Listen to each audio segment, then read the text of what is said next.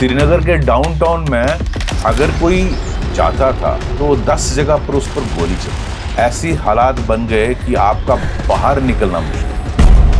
When I took the charge as DGP, बहुत terrorist का rank swell हो गया। जो 150-200 टेररिस्ट थे वो बन गया 1500-2000। एक एक जगह पे एक एक दिन में 50-60 जगह पर पत्थरबाजी होती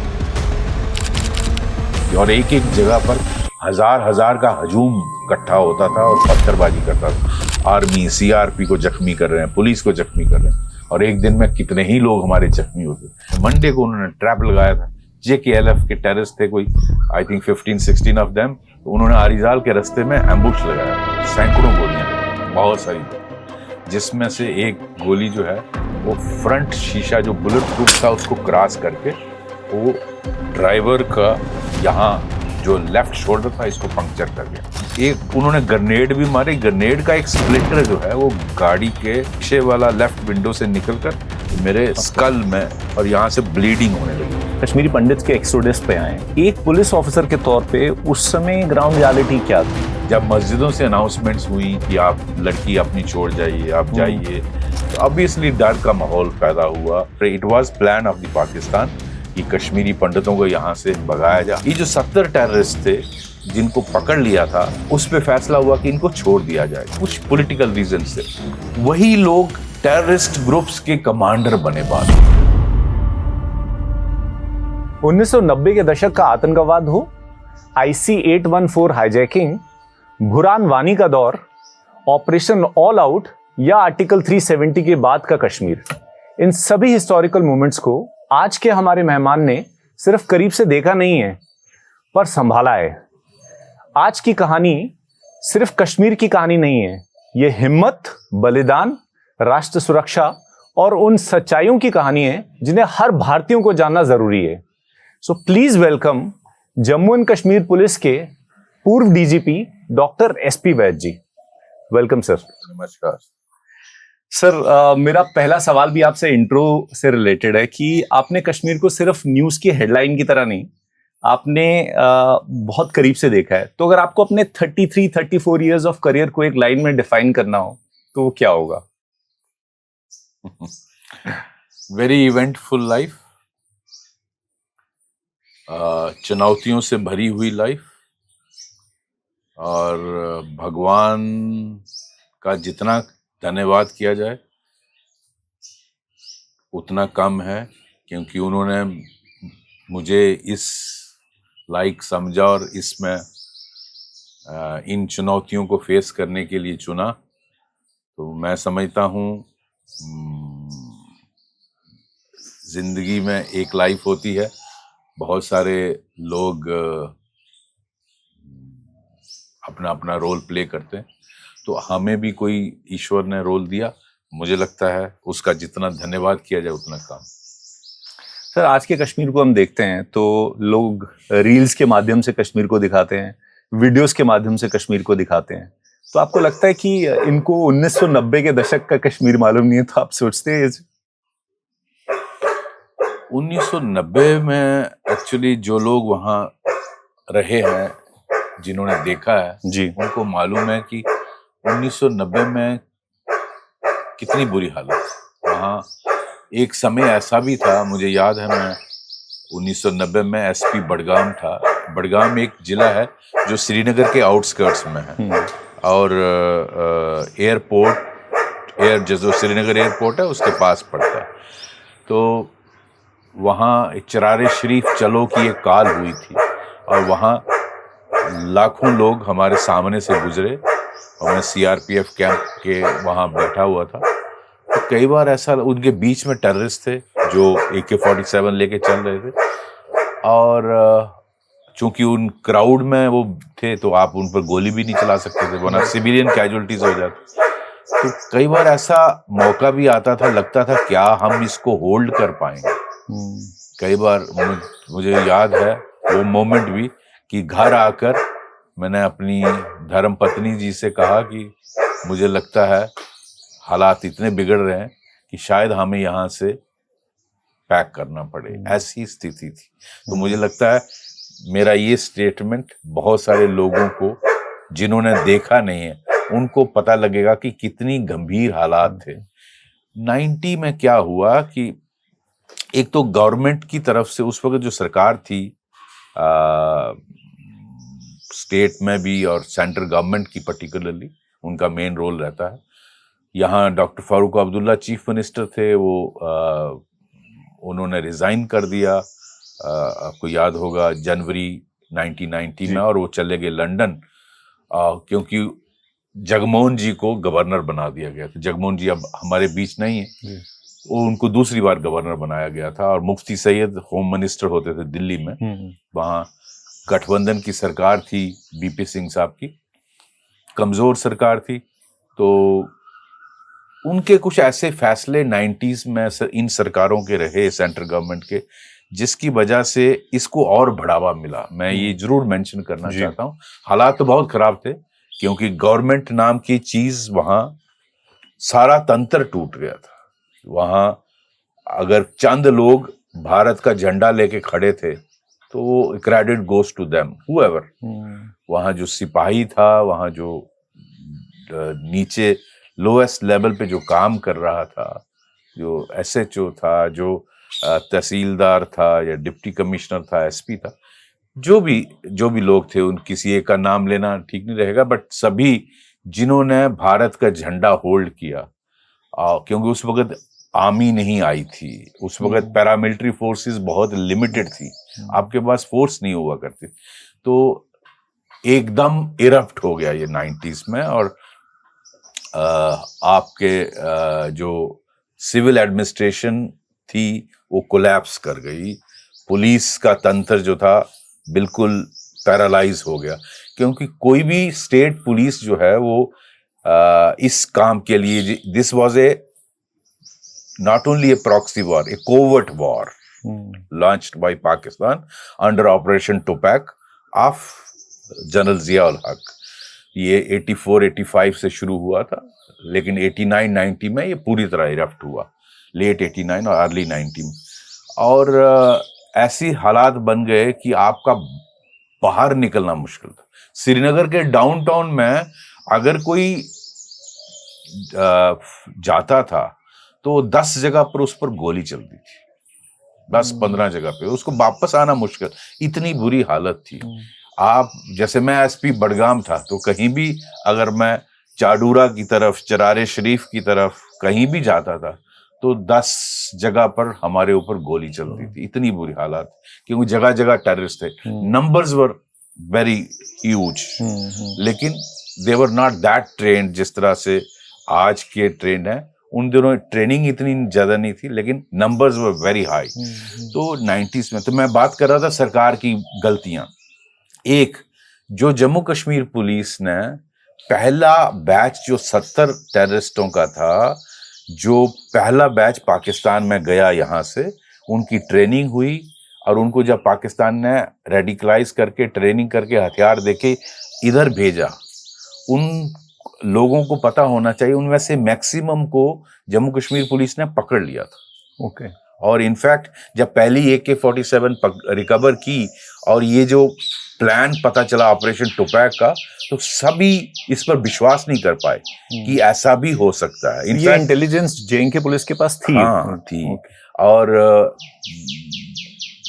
जो भी उस वक्त पावर में थे, दे डिड नॉट बिलीव कि ऐसा भी हो सकता है। और AK-47 JNK पुलिस ने देखी नहीं थी। आर्मी के पास जाके हमने पूछा ये क्या हथियार है, हमारे पास तो 303 राइफल होती थी, हमारे पास AK-47 होती नहीं थी, बुलेट प्रूफ होती नहीं थी। ये सारी चीजें बाद में ऐड हुई, BP गाड़ियां, BP पटके, BP जैकेट्स, ये सारी चीजें बाद में आई। हमारे पास तो वही, जैसे मैंने कहा, कोई भी पुलिस बेसिकली इन्वेस्टिगेशन के लिए होती है। मर्डर केस हो गया, रॉबरी हो गई, रेप हो गया, तो सीन ऑफ क्राइम को प्रोटेक्ट करना, एविडेंस कलेक्ट करना, कोर्ट में पेश करना, और उसके बिना पर उसको सजा दिलाना, यही पुलिस का काम होता है जी। और इसी की ट्रेनिंग होती है। ये एक कोवर्ट वॉर थी जिसके लिए कोई भी स्टेट पुलिस इक्विप्ड नहीं होती है। इसलिए क्या हुआ, जब ये फुली इरप्ट हुआ 90 में, तो पूरा सिस्टम कोलैप्स कर गया। पुलिस का तंत्र, civil administration, obviously, because civil अफसर तो बाहर जा ही नहीं सकता था, जो जाएगा वो फिर वापस नहीं आता था। तो इतने बुरे हालात थे। रिमोट एरिया में तो टोटल कंट्रोल टेररिस्टों का था, लेकिन इवन पॉपुलेटेड एरियाज में बड़ा मुश्किल था। तो ऐसी स्थिति में चंद लोगों ने भारत का झंडा होल्ड किया। मैं समझता हूँ भारत को उनको श्रेय देना चाहिए, जिन्होंने उस वक्त 90s में ये भारत के झंडे को होल्ड किया और फिर इसको आहिस्ता आहिस्ता संभल कर अपने आप को इक्विप किया। फिर तो बहुत सारी पैरामिलिट्री, जब हालात इतने आउट ऑफ कंट्रोल हो गए, फिर तो गवर्नमेंट ऑफ इंडिया ने पैरामिलिट्री फोर्सेस को फ्लाई किया, आर्मी को डिप्लॉय किया। उससे फिर स्थिति में तब्दीली आई। तो मैं बात कर रहा था, ये जो 70 टेररिस्ट थे, इनमें से जो पहला बैच था जिनको पकड़ लिया था, मैक्सिमम ऑफ देम, उनको आई डोंट नो किन वजहों से ये फैसला हुआ। ये समवेयर इन 89 की बात है। उस वक्त डॉक्टर फारूक अब्दुल्ला की सरकार थी और दिल्ली में शायद राजीव गांधी जी की सरकार थी, तो मुझे अब पूरा याद नहीं। तो उस पे फैसला हुआ कि इनको छोड़ दिया जाए कुछ पॉलिटिकल रीजन से। वही लोग टेररिस्ट ग्रुप्स के कमांडर बने बाद में, बड़ी बड़ी जितनी आ गए, they actually headed the most of the terrorist group. तो आप इमेजिन करें कितनी बड़ी भूल, व्हेन यू नो कि इस तरह का प्लान है पाकिस्तान का और आपको पूरा वो एक कोविड वॉर लॉन्च की है, तो आप कैसे ऐसा फैसला ले सकते हैं कि टेररिस्टों को छोड़ दिया गया। उससे हालात ज्यादा बिगड़े। तो इनमें से JKLF वाले भी थे। JKLF was the number 1। In fact शुरू में तो JKLF ही बना, बाद में फिर हिजबुल मुजाहिदीन बना और बाकी टेररिस्ट आउटफिट्स बनी। दूसरी भूल, आपको याद होगा रुबैया सैयद का किडनैपिंग हुआ। उस वक्त मुफ्ती सैयद साहब जो उनके फादर हैं वो यूनियन होम मिनिस्टर थे। तो रुबैया सैयद को किडनैप किया गया, आई थिंक समवेयर दिसंबर 89 की बात है।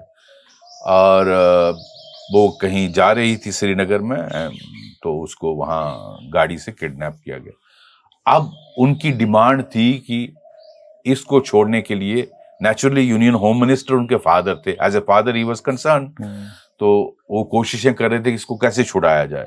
तो उसको छोड़ने के लिए टेररिस्ट ने डिमांड की। उस वक्त JKLF was the main terror outfit और JKLF stands for independence of Jammu Kashmir.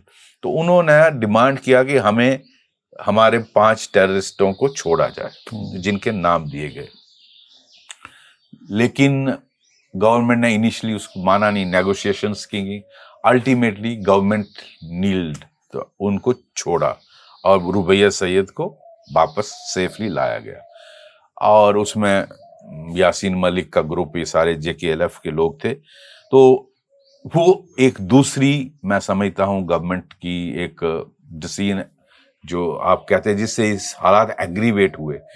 उससे क्या हुआ कि यंग लड़के जो थे दे फेल्ट, और वो इनफैक्ट वहाँ ऐसा माहौल पैदा किया गया कश्मीर में, यंग लड़कों का ग्रुप हथियार लेकर घूमता था और सेलिब्रेट किया जब उन्होंने रुबैया सैयद के एक्सचेंज में टेररिस्टों को छोड़ा, जैसे कि mighty government of India has been brought down to its knees by handful of young Kashmiri boys. So that was the second, I personally feel, forces के लिए तो बहुत डिमोरलाइजिंग।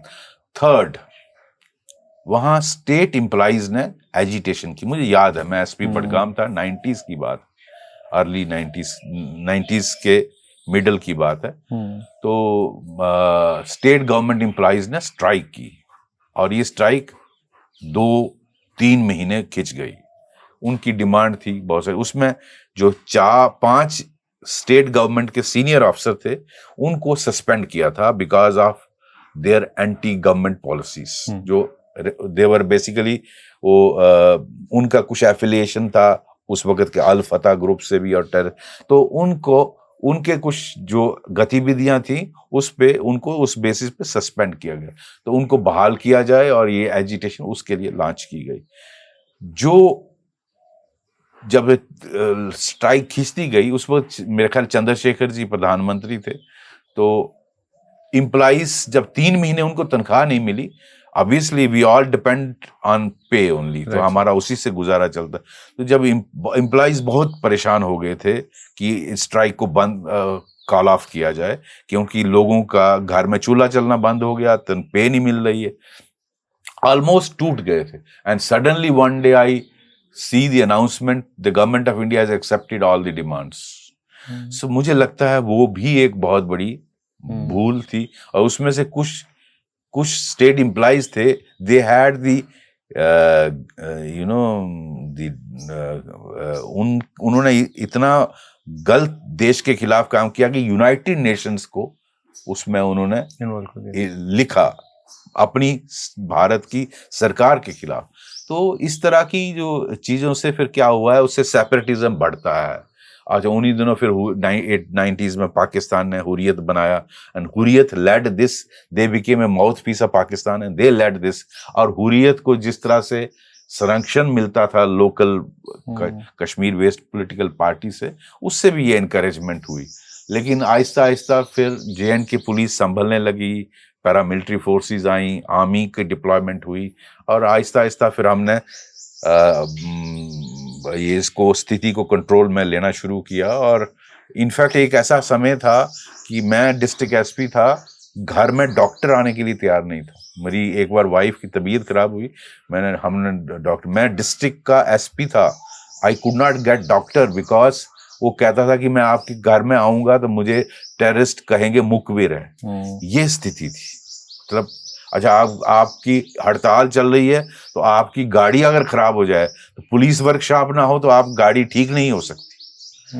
3-3 हफ्ते अगर स्ट्राइक है तो आपका पूरा पैरालाइज हो जाता था पूरा कश्मीर। पर सर ये इस तरीके का जो पॉइजन था, हमने तो 90s देखा जो कि पीक था, बट इसका मतलब स्टार्टिंग फ्रॉम 70s और 80s ये पॉइजन इंड्यूस किया जा रहा था ग्रेजुअली। ये देखिए ऐसा है, ये एक्चुअली काफी देर से चल रहा था। Even you can go back to 1931 जब ये डोगरा किंग जो महाराजा हरि सिंह थे, उनकी फौज ने डाउनटाउन में जब फायर किया तो उस पे कुछ लोग मारे गए थे। उस वक्त फिर जो वहाँ मॉब था, बेसिकली सुनवाई हो रही थी सेंट्रल जेल श्रीनगर में जो डाउनटाउन में है। तो उसकी जब ये फायरिंग करनी पड़ी, क्योंकि मॉब ने जो वहाँ कश्मीरी पंडित हिंदू थे उनकी दुकानें लूटना, उनके रेप करना, उनका किलिंग करना शुरू कर दिया। तो naturally police force had to act. तो इनफैक्ट वहाँ से ये बाद में फिर पाकिस्तान ने, और ये जो हमारे यहाँ कुछ लोगों ने पाकिस्तान के इशारे पे ये जो रेडिकलाइजेशन, फिर आपने देखा 80s में 86 में प्रॉबेबली 84-86 की बात है, अनंतनाग में राइट्स हुए थे, एंटी हिंदू राइट्स हुए थे, जिसमें इस तरह का जो अनंतनाग में कश्मीरी हिंदू थे उनको टारगेट किया गया। उस वक्त शायद मुफ्ती सैयद साहब कांग्रेस के अध्यक्ष थे स्टेट के। तो ये उस वक्त ये राइट्स हुए। तो इन चीजों से रेडिकलाइजेशन बढ़ता जा रहा था। ऑब्वियसली उसका फिर नेचुरली ये पीक जो है वो 89-90 में सामने आया, और डॉक्टर फारूक अब्दुल्ला तो चले गए, तो जगमोहन जी आए, तो ये total all hell broke in Kashmir, total collapse. तो बट जगमोहन जी ने बहुत मेहनत से, आज वो नहीं है हमारे बीच, उन्होंने he was actually very hard task master, और वो पहले टेन्योर में वो जाने जाते थे डेवलपमेंट के लिए 2 शिफ्ट 3 शिफ्ट की काम कराने में। उन्होंने फिर इस तरह से and he used to keep in touch with directly district SPs के साथ, जिसको जो भी करने वाला अफसर है उसके साथ वेरी स्ट्रांग है। तो वो हमको कई बार बुला लेते थे। तो उनके इस वेरी टफ हैंडलिंग से ये स्थिति को आहिस्ता आहिस्ता रिवाइव करने के, फिर तो JNK पुलिस ने स्पेशल ऑपरेशन ग्रुप बनाया, STF बनाया, जिससे ये सारी रिवाइव। फिर हमने टेररिज्म को, क्योंकि उन्होंने क्या किया कि जितने भी सोर्सेज थे इंटेलिजेंस ब्यूरो के या हमारी CID जो स्टेट CID होते, उनको टारगेट किया गया ताकि आपको ग्राउंड में क्या हो रहा है पता ना चले। लेकिन फिर जब हमने ये कैट ऑपरेशन किए, सस्पेक्ट्स को अरेस्ट किया, उनसे पता चलता था तो कौन एक्चुअल टेररिस्ट है, तो उनको पकड़ना शुरू किया। ये सारा सिलसिला शुरू हुआ फिर स्पेशल ऑपरेशन ग्रुप्स के साथ, और BSF CRP ने हमारा बिल्कुल साथ मिलके, हमने तीनों ने मिलकर ये सारा किया। आर्मी बड़े लार्ज स्केल पे जी। आर्मी का भी रोल आता था इसमें। जी, स्पेशल ऑपरेशन ग्रुप की फॉर्मेशन पहले हुई थी एसटीएफ से कि नहीं, एसटीएफ का नाम ही बेसिकली स्पेशल टास्क फोर्स था। ओके, तो उसी को बाद में एसओजी SOG कहा गया। तो ये समवेयर अराउंड 94 के अराउंड हमने बनाना शुरू की। उस वक्त जेएनके पुलिस ने इसका खंडन किया और फिर टास्क यंग ऑफिसर्स को सिलेक्ट किया गया, यंग लड़कों को सिलेक्ट किया गया, उनको टास्क दिया गया और उनको आर्म किया गया। और मीनवाइल जेएनके पुलिस को इक्विप करना शुरू किया, क्योंकि हमारे पास हथियार नहीं थे। तो जी। हमने AK-47 राइफल्स मंगाने की कोशिश की, जो इजीली भारत में अवेलेबल नहीं थी उन दिनों। तो हमने जो सीज्ड वेपन थे टेररिस्टों से, वही यूज करना शुरू कर दिए। इसी तरह हमारा कम्युनिकेशन अपग्रेड करना बहुत जरूरी था। वो बहुत दकियानुसी सा सिस्टम था। टेररिस्ट हैड लेटेस्ट, उनके पास लेटेस्ट जो कम्युनिकेशन सेट्स होते थे वो हुआ करते थे, बिकॉज वो ऑफ द शेल्फ खरीदते थे। उनको तो कोई गवर्नमेंट के रूल्स फॉलो नहीं करने। तो फिर कम्युनिकेशन इंप्रूव किया गया। फिर बुलेट प्रूफ गाड़ियां, हमारे पास गाड़ियां नहीं होती, बुलेट प्रूफ जैकेट्स लानी गई, बुलेट प्रूफ पटके और हेलमेट्स लाने गए। ये सारी चीजें आहिस्ता आहिस्ता हमने अपने आप को इक्विप किया ताकि फेस कर सकें। और फिर in big way JNK police led these operations. और इसमें बहुत बड़ा योगदान आर्मी का भी, भारत की सेना का भी, और पैरामिलिट्री जैसे खासकर सीआरपी और बीएसएफ का बहुत रोल रहा। क्योंकि इसमें सर हम ये भी कह सकते हैं कि सेंट्रल गवर्नमेंट भी उस टाइम की बहुत स्लो थी टू रिस्पॉन्ड। अरे देयर वाज वर्चुअली कई बार तो ऐसा लगता था कि what is happening. Central government उस वक्त की they did not realise what is happening. मतलब आप ऐसे डिसीजन, जो मैंने आपको 3-4 इंसिडेंट्स बताए, आप इस तरह के फैसले लेकर you are playing at the hands of Pakistan. अच्छा, आप इमेजिन करें, मैं एक और इंसिडेंट बताना चाहता हूँ जी।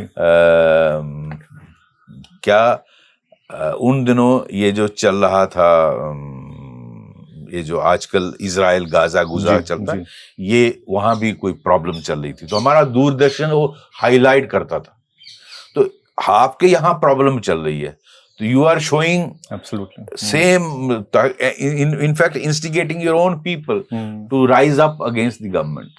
So इस तरह का कोऑर्डिनेशन नहीं था, इस तरह की कोई सेंट्रल गवर्नमेंट वाज, मुझे लगता है उस वक्त की they did not understand the ground realities, और ये आहिस्ता आहिस्ता फिसलते हालात बिल्कुल खराब हो गए। और ultimately it all boiled on the young officers, जो उस वक्त कांस्टेबल से लेकर डीजीपी तक थे, डिफरेंट रैंक्स में थे, जो उस वक्त ऑन ग्राउंड थे। तो they had to face this brunt. और बहुत सारे ब्रेव पुलिस ऑफिसर्स ने they let down their life. In fact आपको मैं बताना चाहता हूँ, 1700 जेएनके पुलिस के 1700 लोगों ने अपनी जान की बाजी लगाई है इस स्थिति को आज यहाँ तक लाने के लिए। इसमें बहुत सारे सीनियर अफसर्स की कुर्बानी हुई है, और 7 डायरेक्टर जनरल पुलिस के रैंक के लोग जख्मी हुए हैं, जिसमें मैं भी एक हूं। ये गोली लगी थी, यहाँ ग्रेनेड का स्प्लिंटर लगा था। मैं डीआईजी बारामूला था, 99 की बात है, 23 मार्च को।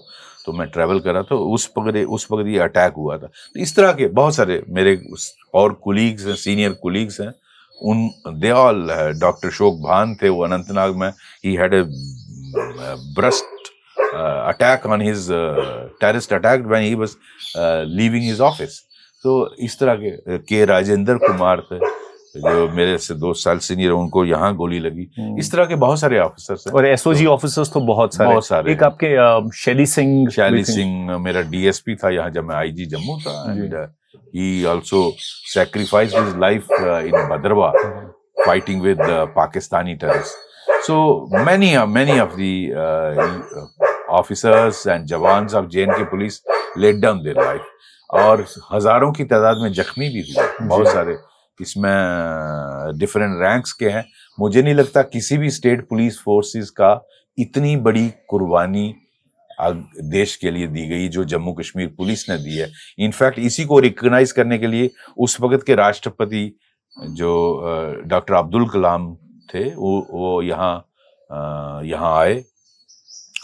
कलाम साहब 2003 की बात है। He presented colours to JNK police which was to recognize the services of JNK police for the country.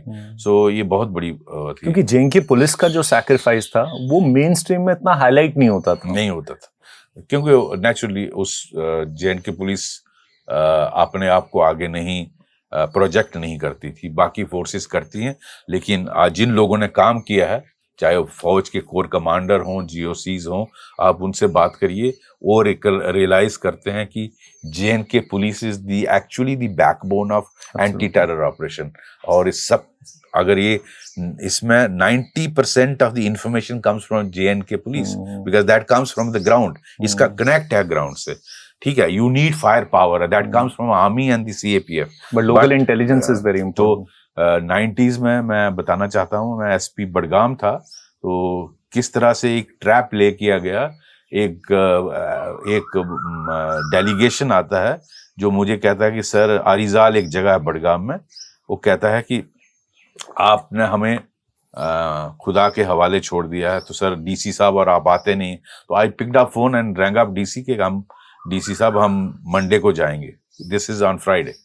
तो मैंने बता दी, अनाउंस कर दिया कि मंडे को आएंगे। मंडे को उन्होंने ट्रैप लगाया था। JKLF के टेररिस्ट थे कोई, आई थिंक 15-16 ऑफ देम। तो उन्होंने आरिजाल के रास्ते में एम्बुश लगाया था ताकि अब मैं और DC जाएंगे तो हमारे ऊपर हमला करेंगे। इट सो हैपन, डेस्टिनी कैसे बदलती है। डेस्टिनी, मुझे निकलने ही वाला था 10 बजे, तो मैं गाड़ी में बैठने वाला था, मुझे वायरलेस मैसेज, उन दिनों मोबाइल होते नहीं थे जी। तो मेरे एक बॉस थे DIG अजहर आलम, पंजाब कार्डर से आए थे, he is no more now. He gave a message कि आप मुझे पटन में मिलिए, जो बारामूला डिस्ट्रिक्ट में पड़ता है, वहाँ ऑपरेशनल मीटिंग रखी है CRPF कैंप में, तो आप वहाँ आइए। तो मैं बजाय आरिजाल जाने के उधर चला गया। चूंकि मैं नहीं गया तो DC को मैंने मना कर दिया, तो वो भी नहीं गए। तो हमारे DSP हेडक्वार्टर, DSP DR और SHO 3 लोग, उन्होंने कहा SP साहब नहीं गए, वहां लोग आए, वो चले गए, उन पर हमला हो गया। उसमें एक DSP मौके पे मर गया, उसको यहाँ ब्रस्ट आया, ही डाइड ऑन स्पॉट। दूसरा जो SHO था उसको भी ब्रस्ट आया इधर, ही also died on. The third deputy SP जो था, उसको टांगों में गोलियां लगी। तो दिस वाज द कंडीशन। सो आप इमेजिन करें किस तरह के हालात में आपने काम किया। इसका मतलब है सिर्फ पुलिस ऑफिसर्स नहीं, उनकी फैमिलीज पे जो इफेक्ट पड़ता था, उनकी अबडक्शन, वो देखिए 90s में मेरे पास एक गाड़ी होती थी। उन दिनों हमारे पास BP गाड़ियां नहीं थी, एस्कॉर्ट्स नहीं थी, एक महिंद्रा गाड़ी थी या जिप्सी थी। तो मैं जब रात को रेड करने जाता था, तो मेरी वाइफ यंग उन दिनों थी, हम दोनों, मैं उनको साथ ले जाता था रेड करने के लिए। तो ये ऐसी स्थिति, बिकॉज वो अकेले डरती थी वहाँ घर में। हालात इतने, एक दिन घर पर हमला हुआ 90 में। हमारे जो SSP का रेजिडेंस है वो पहाड़ी के ऊपर है बडगाम में, उस पर अटैक हुआ। टेररिस्टों ने चारों तरफ से गोलियां चलाई, तो हमको पोजीशन लेनी पड़ी, जो बंकर्स बने हुए थे वहां से गोली चलानी पड़ी। फिर then I rang up army brigadier, जो दूसरे उसी एरिया के दूसरी साइड में थे। तो then he moved some force. तो this was the situation. Even district SP was not safe. He was being attacked from at his own residence and his own office. तो ये हालत थी। बट आर्मी और police and CRPF का बहुत well coordination चलता था। Yes, it took time, but today it is very good. It took time actually, coordination 2-3 साल लगे, लेकिन आहिस्ता आहिस्ता बहुत अच्छा। फिर तो सीनियर लेवल पे 1-to-1 हो गया। क्योंकि आर्मी के लिए भी JNK पुलिस को ट्रस्ट करना भी इतना इजी नहीं था। दूसरा, फोर्सेस को जो एयरलिफ्ट किया गया, अब आपने सडनली क्या हुआ, हालात 90s में खराब हुए, तो गवर्नमेंट ऑफ इंडिया उस वक्त MHA ने एयरलिफ्ट कर दी फोर्स। CRP की कंपनियां, BSF की कंपनी, कोई बिहार से आ रही है, कोई तमिलनाडु से आ रही है। अब उनके लिए हर एक कश्मीरी टेररिस्ट, राइट, जो फिरन में है तो टेररिस्ट। इसलिए बहुत जरूरी था लोकल पुलिस का साथ लेना। इसलिए 90s में बहुत सारे अटैक्स, बहुत सारे मैसेकर्स भी हो गए, क्योंकि एक जुलूस आ रहा है, तो they are shouting anti India slogans. JNK police will handle it in different way. It will fire tear gas shell, it will order lathi charge, but जो सीएपीएफ अगर अकेली है तो वो गोली चला देगी, गोली चलाएगी तो 8, 10, 20 लोग मारे जाएंगे, तो that leads to further boiling of the situation. So इसलिए लोकल पुलिस का कोऑर्डिनेशन इन फोर्सेस के साथ बहुत जरूरी था, हालात को कंट्रोल करने के लिए, हालात को प्रॉपरली हैंडल करने के लिए, ये बड़ा इंपॉर्टेंट है। सर, हम लोग कश्मीरी पंडित के एक्सोडस पे आए, जो मेजर एक्सोडस 90s में स्टार्ट हुआ। एक पुलिस ऑफिसर के तौर पे उस समय ग्राउंड रियलिटी क्या थी? क्योंकि हमने ये सब चीजें पढ़ी हैं, मूवी के माध्यम से देखी हैं, बट आप ऑन ग्राउंड थे, तो एक्चुअल सिनेरियो वहां पर क्या था उस टाइम पे? देखिए, ये सही है, जो मस्जिदों से अनाउंसमेंट्स होती थी वो बिल्कुल हमने भी सुनी है जी। वो होती थी क्योंकि उस वक्त टोटल कंट्रोल टेररिस्ट का था, और जो मेजॉरिटी कम्युनिटी डरी हुई थी, दे वर नॉट कमिंग। अगर कोई बोलता था तो उसको मुखबिर बोल के मार दिया जाता था, ये भी सच, we should not deny. Majority community से, मुस्लिम कम्युनिटी से अगर कोई बोलता था तो उसको ही वुड बी टारगेटेड। सो सब चुप हो जाते थे, बट अगर या तो पूरा ही इरप्ट हो जाता तो टेररिस्टों को दबाया जा सकता, लेकिन ऐसा हुआ नहीं, और टारगेट किया गया, और it was plan of the Pakistan कि कश्मीरी पंडितों को यहाँ से भगाया जाए। हालांकि कश्मीर में एक फॉल्स नैरेटिव चलाया जाता है, ये जगमोहन ने इनको भगाया, विच इज नॉट ट्रू। अब मैंने बहुत बार इंटरव्यूज में कहा, वो गलत नैरेटिव, वो जो यहाँ एक आपने देखा होगा एक किस्म का फॉल्स नैरेटिव चलाया जाता है, ये वो प्लान था कि सब कुछ डालो जगमोहन के ऊपर। जगमोहन नेवर आस्क्ड कश्मीरी पंडित्स की आप चले जाइए, लेकिन जब मस्जिदों से अनाउंसमेंट्स हुई कि आप लड़की अपनी छोड़ जाइए, आप जाइए, तो ऑब्वियसली डर का माहौल पैदा हुआ। अच्छा, जो प्रोमिनेंट कश्मीरी लीडर्स थे, कश्मीरी पंडित लीडर्स थे, जैसे लसा कोल, जैसे बहुत सारे जो दूरदर्शन के डायरेक्टर थे, जो HMT का जनरल मैनेजर था, जो वाइस चांसलर था कश्मीर यूनिवर्सिटी का, जो जज थे गंजू, इस तरह के जो प्रोमिनेंट कश्मीरी पंडित थे उनको टारगेट किया गया। ऑब्वियसली दैट उसका स्केयर जो है वो लोगों कम्युनिटी में फैला, and then they started running away, and when all hell broke in 90s, early 90s, January 90, तो they also ran away। जिसका पास जो हाथ में लगा उसने गाड़ी मंगाई और भाग गया।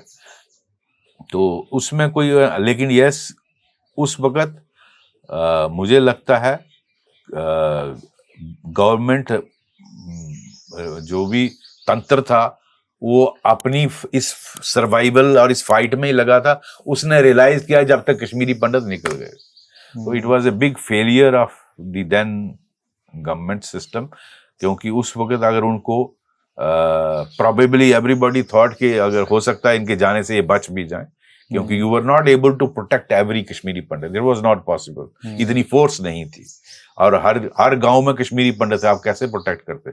ऑब्वियसली दे थॉट निकल जाएंगे तो बच जाएंगे। तो इसका एक बहुत बड़ा, एक मुझे लगता है बहुत बड़ा सेटबैक था ये कश्मीर का, उस वक्त के गवर्नमेंट सिस्टम का, जो कश्मीरी पंडितों को भगाने में पाकिस्तान के इशारों में टेररिस्ट कामयाब हुए। और उसी वजह से जो डेमोग्राफिक चेंजेस हुए उसके बाद जो सिचुएशन और डिटोरिएट हुई, उसमें इस चीज का बहुत बड़ा रोल। बेसिकली वो इसीलिए ISI चाहती थी कि यहाँ से कश्मीरी पंडितों को भगाया जाए, और फिर चूंकि पूरा फिर आप एक कम्युनिटी रहेगी जिन पर हमारा कंट्रोल रहेगा, और हम रेडिकलाइज करना इजी हो जाएगा। गवर्नमेंट को इनको कहा, वरना ये मुखबरी करते, ये सरकार को और पुलिस को बताते, वो बताने वाला फिर कोई रहेगा नहीं। तो इस तरह, और जिसने मुस्लिम कम्युनिटी से भी करने की कोशिश की तो उसको तो बहुत सारे मुस्लिम मारे गए, बहुत सारे, उनको मुखबिर का किसी को भी नाम दिया और उसको ठोक दिया। Many of them got killed even from Muslim community, क्योंकि हिंदू तो भाग गए थे, फिर then they became the target. So this was the situation. आज सर जब सिचुएशन थोड़ी इंप्रूव हुई है, क्या कश्मीरी पंडित्स की रीसेटलमेंट पॉसिबल है, और क्या लोकल्स एक्चुअली सीरियस हैं, including the government, to resettle them there? देखो, it's a very complicated issue, और मुझे लगता है कश्मीरी पंडितों के लिए कोशिशें की गई फ्रॉम टाइम टू टाइम उनके लिए प्रोटेक्टेड एरियाज में कॉलोनी बनाई गई। प्राइम मिनिस्टर प्रोग्राम में 2011 जब मनमोहन सिंह जी थे उस वक्त उमर अब्दुल्ला की सरकार थी। उमर अब्दुल्ला साहब वो इनको प्राइम मिनिस्टर पैकेज में एम्प्लॉयमेंट भी दी गई कश्मीर में। लेकिन then they become target because एक टीचर आपने किसी गांव में भेजा, वो निहत्था है और उसको मारना बहुत आसान है and it actually creates news and panic all over the community. So जब तक पूरी तरह से टेररिज्म खत्म नहीं हो जाता, I don't think Kashmiri pandits would be safe in remote areas. हाँ, जिस तरह से प्रोटेक्टेड कॉलोनीज में रखा है, या तो देखो कोई एक एयर मार्क किया जाए और उसके लिए जरूरी है एंगेजमेंट गवर्नमेंट का with the community leaders of Kashmiri pandits. Kashmiri पंडितों के 4-5 ग्रुप हैं, इन सबको इकट्ठा एक प्लेटफॉर्म में लाकर इनसे बातचीत करनी चाहिए। आप क्या चाहते हो, what is the best solution. अच्छा, बहुत सारों का क्या है कि इनके बहुत सारे बच्चे हैं वो बाहर चले गए, उन्होंने बाहर स्टडीज की, वही कारपोरेट में लग गए, वो they don't see their future in Kashmir. So that is also one aspect of it which you should like. Many of them may not be serious to come back also, but there are people who wants to come back. तो उनके लिए कैसा किया जा सकता है, I think एक अगर एफर्ट की जाए, नथिंग इज इम्पॉसिबल। मेरा ये मानना है, इनको हथियार दिए जा सकते हैं, इनको आर्म किया जा सकता है, इनके लिए प्रोटेक्टेड एरिया बनाया जा सकता है। इनका आफ्टर ऑल दुनिया में और जगहों पे भी ऐसा हुआ है, तो हम इसको कर सकते हैं प्रोवाइडेड इच्छा शक्ति हो और कम्युनिटी भी इसके लिए तैयार हो। तो क्योंकि मैं आपको बताना चाहता हूँ इसी तरह की कोशिशें later on in the mid 90s मैंने यहाँ फील की कि जम्मू के पहाड़ी इलाकों में टेररिज्म जब स्पिल ओवर हुआ पीर पंचाल से, कश्मीर घाटी से, डोडा, किश्तवाड़, भद्रवाह, रामबन के इलाके में और फिर रजौरी पुंछ के इलाके में, महोर, रियासी के इलाके में, तो यहाँ भी बहुत सारे हिंदुओं के मैसेकर हुए, बहुत सारे जी। 26 जनवरी के दिन हुए, बहुत सारे हुए, I can name many of them. उन दोनों अडवाणी जी होते थे deputy prime minister, home minister, और फारूक अब्दुल्ला साहब सीएम बन गए थे तब तक। तो ये 96-7 के बाद बहुत सारे मैसेकर हुए टिल आई थिंक 2002 और 3। तो वो भी इसी नीयत से किए गए कि जम्मू के पहाड़ी इलाके से भी हिंदुओं को भगाया जाए। लेकिन जैसे भगवान की करनी होती है, ईश्वर ने आइडिया दिया और मैं एसएसपी उधमपुर था, मुझे याद है, बागनकोट गांव है एक, महोर तहसील, रियासी सब डिवीजन होती थी उधमपुर की, आज डिस्ट्रिक्ट है। तो वहां पर हमला हुआ, वहां 2 हिंदू मार दिए गए और उनकी लाशें लेकर लोग रोड पे आए। तो जब मैं मौके पे गया, उन्होंने कहा हमारे पास हथियार नहीं है, हमको हथियार दिए जाएं। अगर हथियार होते, हमने कुल्हाड़ी और दराटी से, जिसे लकड़ी और घास काटा, उससे मारा टेररिस्टों के पास AK-47 थी। तो मैंने कहा बड़े बहादुर लोग हैं, तो इनको हथियार दिए जाए। तो मैंने वायरलेस मैसेज, चूंकि मोबाइल होता नहीं था, अपने हेडक्वार्टर को कहा कि मुझे इजाजत दी जाए इनको हथियार देने के लिए। उन्होंने कहा ठीक है, 10 राइफलें दीजिए। मैंने पुलिस लाइन से, जो पुलिस के लिए 303 राइफल थी, वो लोगों को दी। तो पहली विलेज डिफेंस कमेटी बनी बागनकोट, उधमपुर डिस्ट्रिक्ट, रियासी डिस्ट्रिक्ट। ये आपके टेन्योर में? ये मेरे हाथ से हुआ। बाद में इसको फॉर्मलाइज किया गया, होम डिपार्टमेंट से ऑर्डर निकला कि हर एक डिस्ट्रिक्ट में DMSP बनाएंगे, एरिया आइडेंटिफाई करेंगे, वहाँ इसके 10 मेंबर होंगे, उसमें कोई क्रिमिनल रिकॉर्ड का नहीं होना चाहिए, इनको पुलिस ट्रेनिंग देगी, इनको हथियार देगी। तो इस तरह से फिर VDCs की मूवमेंट खड़ी हुई और आफ्टर ऑल लोगों को रोका गया। यहाँ फिर वो जो पलायन था हिंदुओं का, वो रुका। नहीं, उसके बाद काफी चेंजेस हुए थे सर, बहुत चेंजेस। तो इससे ये पाकिस्तान का प्लान डिफीट हुआ, वरना यहाँ से भी हिंदू भाग जाते हैं। तो वो चीज हम कश्मीर, श्रीनगर में या कश्मीर घाटी में नहीं कर पाए 90s में, क्योंकि 90s में वी वर नॉट प्रिपेयर्ड। और उस वक्त it was all hell broke down, everyone was in the survival mode, और before we could even realise the Kashmiri Pandits had gone. Sir, article 370 की हम बात करें, आर्टिकल 370 हटने के बाद आपको लगता है कुछ विजिबल पॉजिटिव चेंजेस हुई हैं? बहुत चेंजेस आई हैं। आप देखिए, आर्टिकल 370 के हटने के बाद जो हुर्रियत माउथ पीस बनी थी पाकिस्तान की, वो आज बिल्कुल ध्वंस हो गई, खत्म कर दी गई।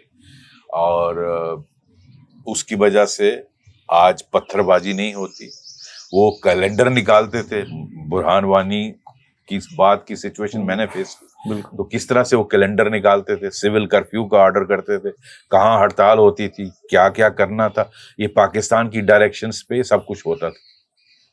वो सब खत्म हो गया। आज पत्थरबाजी नहीं होती है। आज ओपन जो टेररिस्ट को दफनाने ले जाते हैं, वहाँ स्पीचें होती थी, फिर उनको मोटिवेट किया जाता था और लोगों को ज्वाइन कराया जाता था, वो खत्म हो गया। आज नॉर्मल लाइफ, बच्चों की एजुकेशन नॉर्मल है, ट्रेड नॉर्मल चल रहा है, जिंदगी नॉर्मल चल रही है। आज माँ को अश्योरेंस है कि मेरा बेटा बाहर जाएगा, शाम को वापस आएगा, जो उस वक्त नहीं था। 370 से पहले लोग डरते थे, पता नहीं बच्चा शाम को वापस आएगा। तो इससे बहुत सारी चेंजेस हुई हैं। दूसरा, बहुत सारे लॉज जो सेंट्रल गवर्नमेंट के थे, जिनको स्टेट असेंबली ने अप्रूव नहीं किया था, जिसमें पिछड़े वर्ग के लोग, उनको यहाँ रिप्रेजेंटेशन मिलनी, ये सारी चीजें उससे आई। जैसे हमारे नेपाली कम्युनिटी है, बेस्ट पाकिस्तान रिफ्यूजी हैं, उनको हक मिले जो नहीं मिलते थे। इस लेडीज को राइट्स मिले। इवन पंचायत इलेक्शंस पहले नहीं थी, आज आपको डायरेक्ट फंडिंग होती है, आपका 3 टियर पंचायत सिस्टम बना। तो ये सारा मुमकिन हुआ 370 के बाद ही। इसी तरह आप देखिए, जो इकोसिस्टम था उस पे प्रहार हो रहा है, बहुत अच्छे तरीके से हो रहा है। इन्वेस्टिगेशंस केसेस की NIA ले रही है, जिसकी वजह से अच्छा, जो ड्रग कार्टेल चलता था, जो ये जो नार्को टेररिज्म था, जिससे पैसा जनरेट किया जाता था, आज उनको प्रॉपर्टीज को सीज किया जाता है, जो इसमें डील करता है। उसका बड़ा इफेक्ट पड़ता है ऑन ग्राउंड। मुझे अगर मालूम है कि मेरा घर सीज हो जाएगा, सारी जिंदगी की कमाई लगाई, तो मैं 10 बार सोचूंगा इस तरह। इसी तरह जो टेररिज्म में सपोर्ट करता टेररिस्ट को, उसका घर उड़ा दिया जाता है या सीज किया जाता है। तो इसका असर 370 के बाद ही हुआ, वो पहले नहीं हुआ करता था। क्योंकि more than killing the terrorist, I think वो फंडिंग को रोकना, ब्लॉक करना, वो बहुत अच्छा, जरूरी। जो पैसे दिए जाते 500-500 रुपया पत्थरबाजी के लिए, वो बंद हो गया। तो ये सारी चीजों का एक कलेक्टिव इफेक्ट हुआ। और उधर से पाकिस्तान की अपने अंदरूनी हालात खराब हो गए, तो उसको भी आज वो अपने ही सर्वाइवल मोड में पड़ा हुआ। तो ये सारी चीजों का इधर से इसको जो बॉर्डर से इन्फिल्ट्रेशन थी, वो उसको रोकने में काफी सख्ती की गई है। और जो रिक्रूटमेंट थी, आज वो सिंगल डिजिट पे आ गई। अब लड़के जो है टेररिस्ट रैंक ज्वाइन करने के लिए तैयार नहीं है, क्योंकि उनको पता है हमारी शेल्फ लाइफ 1 महीना, 2 महीने, 3 महीने। तो operation all out was very successful in eliminating this, which I actually started in 2017। सो वो एग्जैक्टली क्या था सर, आप बताएं। देखिए, ऐसा है, बुरहान वानी का इंसिडेंट आप जानते हैं जी। तो it was very bad situation in जब ये हुआ 2016 में जी, आई थिंक जुलाई 6-7 की बात है। बुरहान वानी मारा गया एनकाउंटर में। उसके बाद he was a poster boy of Kashmir, तो वो जो उसके बाद लोग लाखों हजारों की तादाद में बाहर निकलना शुरू, और जुलूस पूरे कश्मीर में टोटल पैरालाइज कर दिया। उस वक्त महबूबा मुफ्ती जी चीफ मिनिस्टर थी, मैं DG प्रिजन था। तो हालात जब बहुत बिगड़ गए तो मुझे इन्होंने उठा के special DG law and order लगाया, हालात को कंट्रोल करने के लिए। 2 महीने बाद, ये जुलाई में हुआ, अगस्त सितंबर में मेरा ऑर्डर होता है जी। तो मैंने देखा कि हालात बहुत खराब हैं, कि एक जगह पे एक दिन में 50-60 जगह पर पत्थरबाजी होती थी, और एक जगह पर हजार का हजूम इकट्ठा होता था और पत्थरबाजी करता था। आर्मी CRP को जख्मी कर रहे हैं, पुलिस को जख्मी कर रहे हैं, और एक दिन में कितने ही लोग हमारे जख्मी होते। और रास्ते इन्होंने बंद कर दिए थे, जो डिस्ट्रिक्ट को जाने वाले रास्ते थे, जो हमारे 10 डिस्ट्रिक्ट हैं, आप जा ही नहीं सकते थे। रास्ते में इन्होंने JCB लगा के सड़क उखाड़ दी थी। और जो पेड़ काट के और बिजली के पोल डाल दिए थे, तो आप अगर उसको हटाने की कोशिश करेंगे तो आप पर पत्थरबाजी करेंगे। तो इसलिए आर्मी, सीआरपी, सीएपीएफ बाहर निकलना, उन्होंने नेचुरली, वो जब बाहर जाते थे पत्थरबाजी, वो गोली चलाते थे तो लोग सिविलियन मारे जाते थे, तो उन्होंने उनकी मूवमेंट कम हो, रिस्ट्रिक्ट हो गई। तो मुझे लगा कि इस तरह से काम चलेगा नहीं। Then I started moving around with, I requested corps commander and CRP के जो इंचार्ज थे, एडीजी, उनको कहा "हाँ, मेरे साथ चलिए"। तो हमने अनंतनाग से शुरू किया, देन साउथ कश्मीर और फोकस किया। तो पहले जब हम डिस्ट्रिक्टों तक गए, हमने रास्ते खुलवाए, obviously the DM and SP had to come to clear the road when I am visiting. Corps commander है मेरे साथ, वो हैं स्पेशल डीजी सीआरपी। तो हम जब जाते थे तो खोलना पड़ता था फौज को भी, सीआरपी को भी, पुलिस को भी। तो डिस्ट्रिक्ट तक रास्ते खोले। फिर then we made DM and SP to go down to the tehsil level, इस तरह से खोले।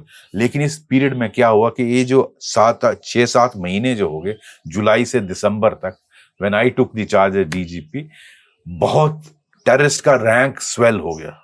जो 150-200 टेररिस्ट थे वो बन गया 1,500-2,000, इतने नंबर्स उनके, because there was no movement of forces. Obviously a free zone हो गए, लिबरेटेड जोन्स हो गए, साउथ कश्मीर खासतौर पर। वहां उन्होंने बहुत सारे लड़कों को मोटिवेट कर लिया, रिक्रूट कर लिया, उनको ट्रेनिंग, वहीं ट्रेनिंग देते थे कि ग्रेनेड कैसे फेंकना है, हथियार कैसे चलाना।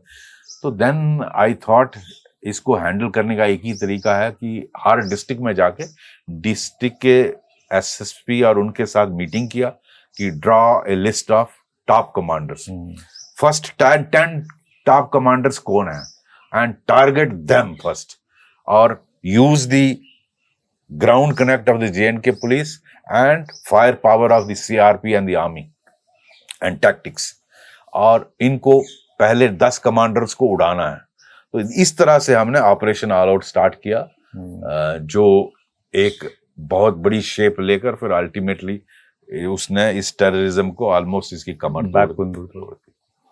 सर, IC-814 हाईजैकिंग की बहुत बात होती है, और आई थिंक आप उस समय डीजी प्रेजेंस थे। आपका रोल जो था वो टेररिस्ट को लेकर, मसूद अजहर को लेकर एयरपोर्ट था, वो कितना पेनफुल पीरियड था सर? हाँ, वो देखिए, वो हुआ 99 की, आई थिंक 99 की बात है। मैं डीआईजी जम्मू था, यस, डीआईजी जम्मू रेंज था। तो ये अजहर मसूद, ये हाईजैकिंग होती है और कंधार में उसको लेके वहाँ डिमांड होती है।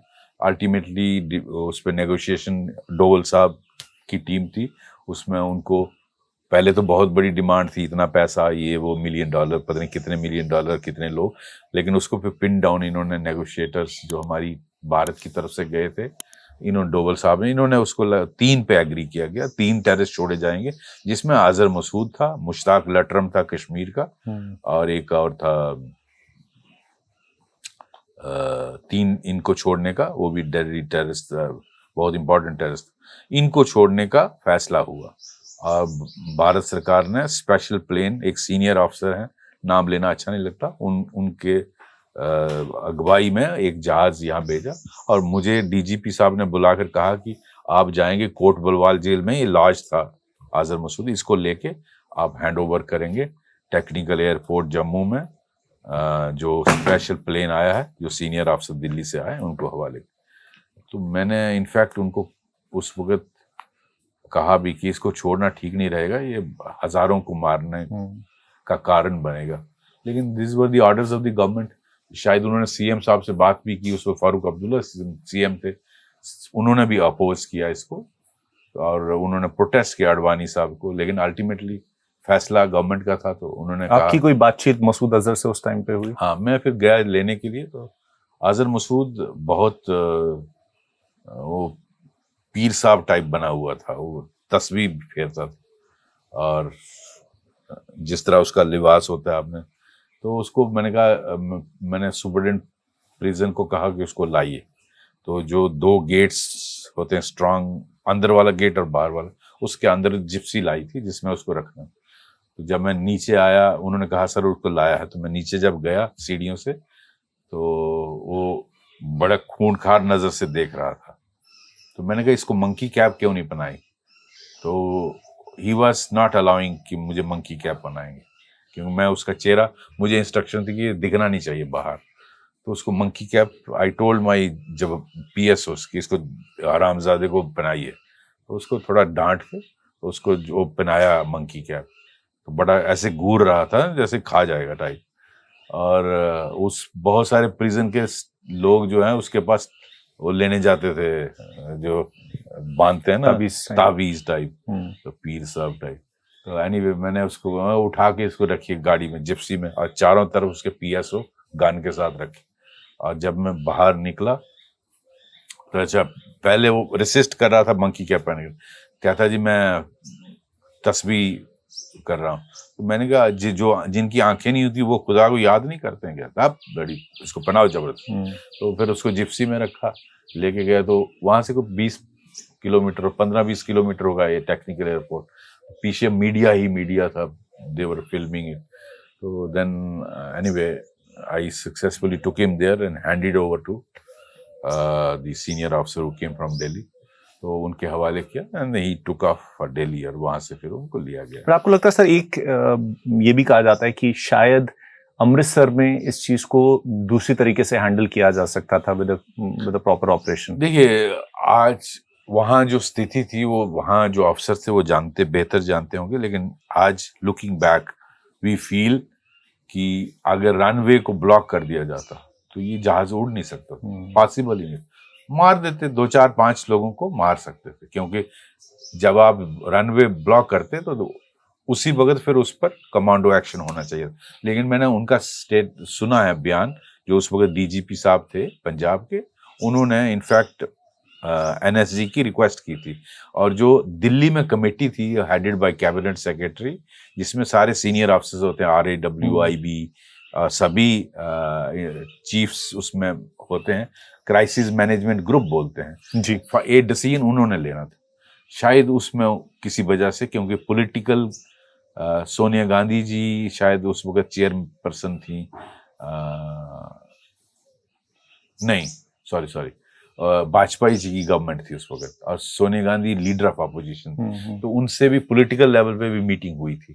शायद उसमें था कि कोई किसी की किलिंग नहीं होनी चाहिए, तो कमांडो एक्शन में देयर वाज ए पॉसिबिलिटी कुछ पैसेंजर मारे, कोलैटरल डैमेज हो सकता। तो अभी वो इस पे सोच ही रहे थे इतनी देर में, और इट टुक ऑफ। मुझे लगता है अगर इमीडिएटली रनवे ब्लॉक कर दिया जाता ना कमांडो एक्शन का, ठीक है, ऐसे एक्शंस में कुछ कैजुअलिटीज होती हैं, लेकिन उससे भारत का दोबारा कोई भारत की तरफ हिम्मत नहीं करता, और एक मैसेज जाता है, you can't mess with India. और ठीक है, 2-4-5 लाइफ जाती, लेकिन उनको भी हम वहीं मार सकते थे। तो बहुत आई थिंक वो चूक हुई है, दैट वाज लोएस्ट एब ऑफ भारत। मैं कहूँगा भारत के लिए बहुत ही बुरा समय था वो। शायद उस घड़ी को हम किसी आज सोच के समझते हैं कि बेटर तरीके से हैंडल कर सकते।